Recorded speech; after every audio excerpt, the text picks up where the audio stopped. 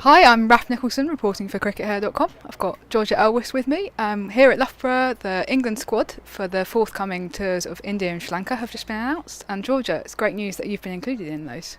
Yeah, fantastic. I had a disappointing sort of October time when I was left out of the World Cup squad, but gone away and worked really hard, and yeah, forced my way back in.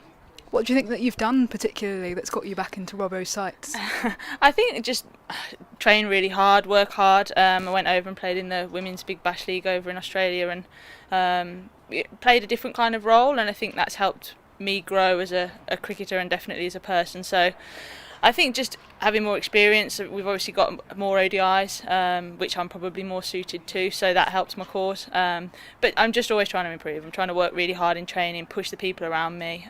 We've got a nice little group of all-rounders, which is great, and we're all slightly different, so that's quite nice as well in the way that we complement each other. But as long as we're working hard and working for each other, then that's going to push us on as Team England, and we can't control selection. It's up to the coaches at the end of the day, so we just got to do what we can, and what's in our power to put us in the best position. Okay. And the latest list of England contracts published yesterday, obviously you've been included, which is great. Were there any nerves ahead of that?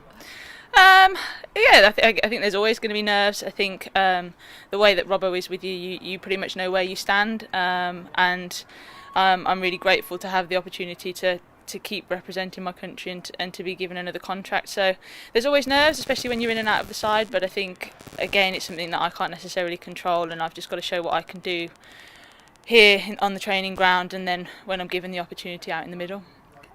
And your teammate at Sussex, Freya Davies, has just been given her first full England contract. That's great news for her. Are you pleased for her? Oh, absolutely. I think she's worked really, really hard over the last couple of years, and she's had to combine her university studies with her training and trying to push for that spot. And knowing how hard she works and playing with her week in, week out at Sussex, I'm over the moon for her, because there's no one who deserves it more. And I think she'll settle in really well, and it's a great boost for her. I think it takes a lot of pressure off her as well. I'm sure she'll be a high flying lawyer one day, but for now she can concentrate on her cricket and really enjoy that.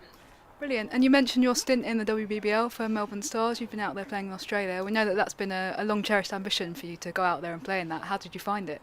I absolutely love it. I love Australia. It's a great country. The competition's brilliant. It's such a high class competition, filled with the best players from all over the world, and I was really disappointed not to be selected in the World Cup squad. So to have that as something to look forward to, and something that is of a similar-ish standard. It's as close, I guess, as you can get to international in a domestic competition, but it's a fantastically run competition. The Melbourne Stars looked after me really well, and I thoroughly enjoyed it. I love the role that I play out there, and being around new people, it brings you a new lease of life, I guess, sometimes when